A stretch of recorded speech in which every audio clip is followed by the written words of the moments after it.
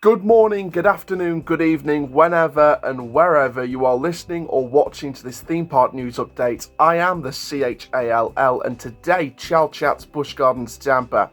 After nearly 45 years of operation, the iconic Scorpion roller coaster will be leaving Tampa Bay. And here in this video, we're going to remember the Scorpion. We're going to remember the iconic looping roller coaster in this theme park news update, and also share some early predictions about the future of the site.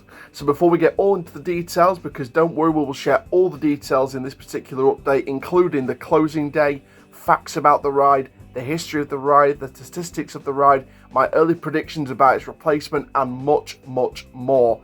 So before we get into all of that, make sure you do like, comment, subscribe, click the notification bell so you never miss another YouTube upload. We're on the road to 3,000 subscribers and 500,000 views. We are nearly halfway there, exactly between 2K and 3K. So let's get to that big old milestone. Also, ladies and gentlemen, make sure you check back over the news updates on Apple and Spotify, and make sure you also download all of the episodes on there as well. And for now, ladies and gentlemen, thrill seekers of all ages, I am the CHALL, and today, Chall Chats Busch Gardens Tampa. So let's start off with the statement on the website of Busch Gardens Tampa Bay to give you guys an idea of when the ride will be closing. So as officially announced, Busch Gardens Tampa Bay invites guests to take a final ride on the iconic Scorpion roller coaster before it takes its last run on the track. After thrilling guests for over 44 years, the final day of the ride operation will be Labor Day, Monday, September the 2nd, 2024.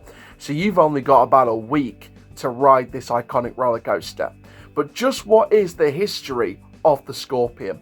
So Anthea Busch, the initial owner of the Busch Gardens Tampa Bay theme park, announced a $12.3 million expansion to the park for the new section named Timbuktu on February 5th, 1979. As part of that expansion, Busch Gardens would debut Scorpion, described at the time as a European-designed roller coaster with a 360-degree loop. The original opening date was reported to be December 1979. However, this date was moved back to several times, and the Timbuktu section of the park opened to guests on January 25th, 1980, without the Scorpion. That officially opened later on. Construction continued, and on May 16th, 1980, the coaster finally opened to the eager public awaiting their chance to try out this venomous new attraction.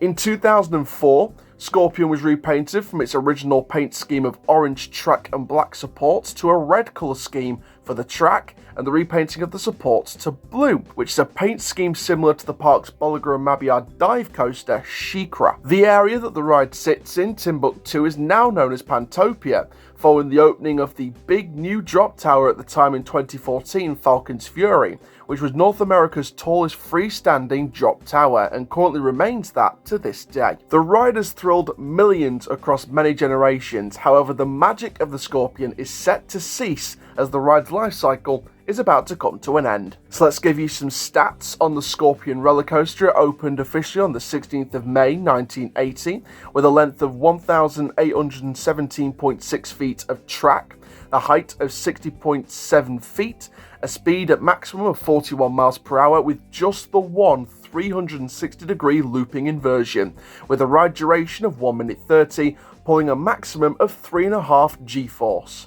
The ride model of Scorpion is known specifically as a Silver Arrow coaster manufactured by Schwarzkopf, and Scorpion is one of only 3 currently operating at the moment of its kind in the world. The other Schwarzkopf Silver Arrow coasters are Looping Star at Rand Show in South Africa, which has been SBNO since 2022, and Big Blue at Dalmaland in Croatia, which opened there back in 2017 and has featured in multiple other parks, such as a couple here in the UK, Camelot Theme Park and Scotland's defunct Loudon Castle. So before we discuss what we think could replace the Scorpion in the long term, let's now talk about my thoughts on the closure of the Scorpion roller coaster before we delve into the future predictions about the site of this ride. So Scorpion is an iconic roller coaster. It's one of the first major thrill investments at Busch Gardens Tampa in terms of the ones we know today. And it's one of the oldest coasters in the park currently. Of course, it won't be until after September 2nd. And Scorpion for me is a really iconic ride. It's been featured so many times on so many different articles, so many different, sites, and it's been featured and plastered all over the theme park community for generations, for decades. And Scorpion for me is a very, very vintage attraction. It's a very vintage steel roller coaster. I think that Busch Gardens fans is going to miss this iconic roller coaster. I think the whole coaster community as a whole around the globe is going to miss this iconic roller coaster. I think that you look at the reaction, it came out of nowhere. Literally, I was stuck for a news update that day, and bang, the news came out that Scorpion was closing. We took a bit of time to prepare this video today and to prepare this news update across all platforms today, as part of the constant uploads we're going to keep producing on Chall Chats. And this was when I spent a few days planning in terms of future predictions, getting all the history, the facts and stats, getting this whole video together, this whole update together. I keep saying video when it's going out on all platforms. It's literally a whole news update, just planning everything to pay tribute to Scorpion today. And this is an iconic roller coaster. This is an iconic steel roller coaster. Schwarzkopf did a really good job with this.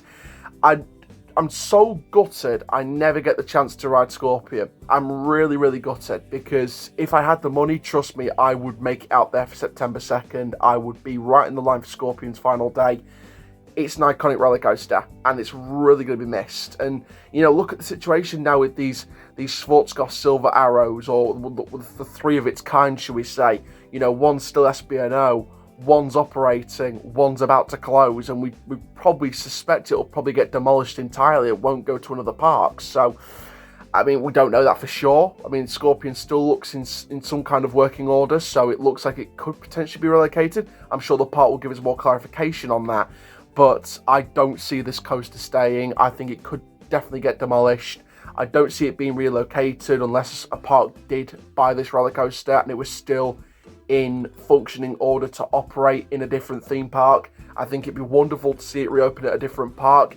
If Europe are listening, please bring this to Europe if it's operational, because I think getting the Scorpion here in Europe would be fantastic. It is a near 45-year-old roller coaster though, so it's very, very unlikely we'll see this relocated anywhere. But Scorpion has developed so much with the area. Of course, Timbuktu, then all the way to 2014 when Falcon's Fury came in. Timbuktu became Pantopia, as it is today, and the area is going to play a very key part in the replacement of Scorpion, which we'll talk about later on. But for me, Scorpion, like I said, it's developed so many memories for so many generations. If you are watching this on YouTube or listening to this on Apple or Spotify, message me on any social media platform, comment down below the upload. What's your memories of Scorpion? Comment down below. We'd love to hear from you. We'd love to hear all about your memories of Scorpion. If you've got any memories of the roller coaster, please send them in as soon as you possibly can.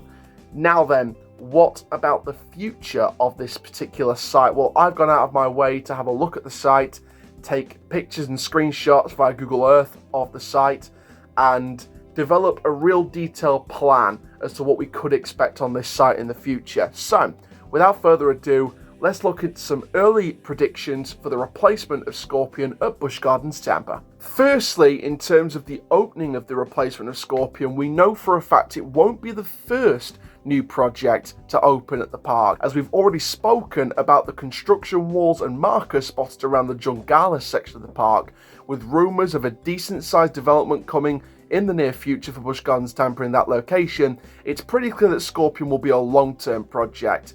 Beyond 2025, I would say. You're talking about a minimum 2026, 2027 at the very earliest in terms of when this replacement project could potentially open. So before we talk about other attractions, we have to talk about the park's current roller coaster lineup. Now, Busch Gardens Tampa have a decent lineup of roller coasters for both families and the thrill seekers. So going through the list, you have Air Grover, which is a Sierra Force 190 model. You have Cheetah Hunt, an Intamin LSM launch coaster. Cobra's Curse, a max spinning coaster. Iron Gwazi, the iBox refurbishment of the original Gwazi roller coaster by Rocky Mountain Construction. You have a B&M sit-down coaster, a Looper Incumber. You have the iconic Montu, the B&M inverted coaster. You have a family inverted coaster in the brand new Phoenix Rising for 2024. You got a B&M dive coaster with Shikra, and then you got Tigris, which is a premier skyrocket Rocket 2 model. So when you look at the coaster lineup, what's the one major thing they're missing from the current coaster lineup?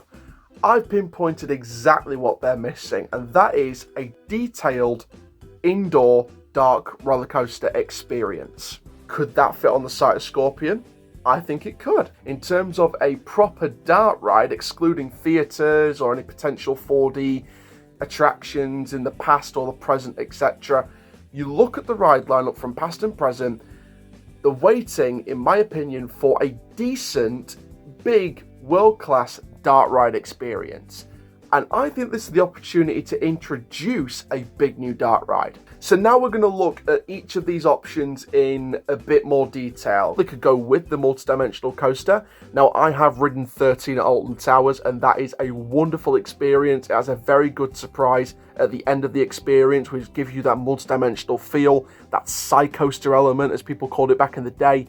And 13 for me was an incredible ride experience for family and thrill. Now, obviously, Movie Park Studios Tour offered a more immersive indoor ride experience. Uncharted had some great elements at PortAventura. You also look at the family launch straddle coaster, like I said, Dark Coaster, or Arctic Rescue at San Diego. And for me, I think that an indoor roller coaster could be a wonderful addition. Now, in terms of storyline wise, they could go with the Pantopia area to keep, or they could pay homage to the original area of the Scorpion and go back to Timbuktu with the potential of storyline possibilities.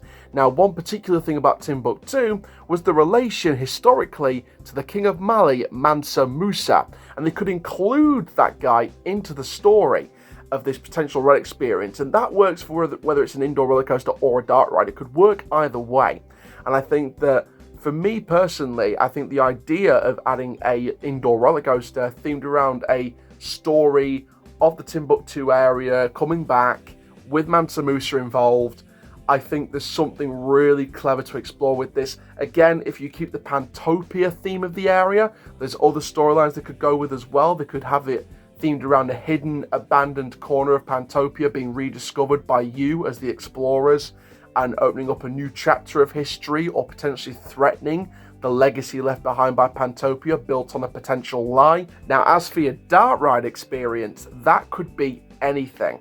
That could range from the different effects we spoke of with the indoor roller coaster. That could be drop tracks, turntables, could be special effects, could be different 4D elements potentially if you wanted to pay homage to the 4D past.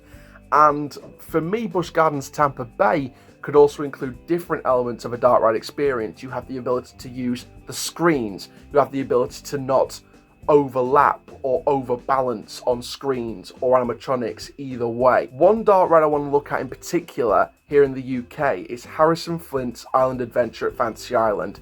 For me, that's one of the best dart rides in the UK, and the reason why I say that is because it's a perfect blend and a perfect mixture of screens, animatronics, and interactivity, as well as still theming as well. You need a good blend to create the perfect dart ride, or try to create the perfect dart ride.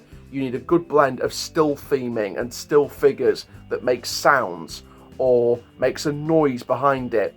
You also have animatronics, moving figures, stuff that can give you a bit of a jump scare if you want to create a bit of a scare effect or a spook effect. You also have the option of screens, but not being so heavily reliant on screens. One thing that Universal Parks sometimes have been, complained about by some enthusiasts is the ability to over-rely on screens. You look at Fast and Furious Supercharged, for example, which replaced Disaster, a motion picture starring you, which I thought was one of the most underrated experiences at Universal's history. You look at Fast and Furious Supercharged, the big complaint about that ride was the over-reliance on the big screens, and dart rides like Harrison Flint had a good balance of screens and still theming and animatronics, as well as the good blend of effects or interactivity. Harrison Flint is an interactive dart ride. It's got the shooting element to it. Do you want to create an interactive dart ride? I think that the Curse at Alton Manor is a perfect answer of why you might not need a shooting dart ride. Of course, that replaced Jewel, which was a shooting dart ride. It reverted it back to the original Haunted House style, and it had a good blend of classic trickery mixed in with modern technology to create high-tech Halloween spooks in the present day or across the year, for example. Busch Gardens Tampa has a really good opportunity if they go with the dart ride route to really go for something maybe not as high-tech, but maybe something that's a good level of high-tech mixed with classic dark ride trickery to give you some potential spooks if you're going with a lost theme or an abandoned theme to create a bit more of a higher age range attraction than you would have done with a family dark ride, for example. Now, obviously, another thing to keep a note of is the opportunity to maybe introduce some kind of flying theatre attraction or flying dark ride attraction. Of course, I don't think they're going to go for a suspended track system. They're going to go for an indoor roller coaster or an indoor dark ride, because if you look at the fact they've already got Phoenix Rising, they've got Mongoose, they've got an inverted coaster or suspended coaster for the families and an inverted coaster for the thrill seekers. So I don't think they need another suspended type of track system if they go for a dark ride or a roller coaster. And of course, you've got to look at other ones that are opening up, Monsters Inc. I mean, to be fair, if they didn't have Phoenix Rising, this could have been a wonderful way to utilise the suspended track system. However, I don't think that's the case now.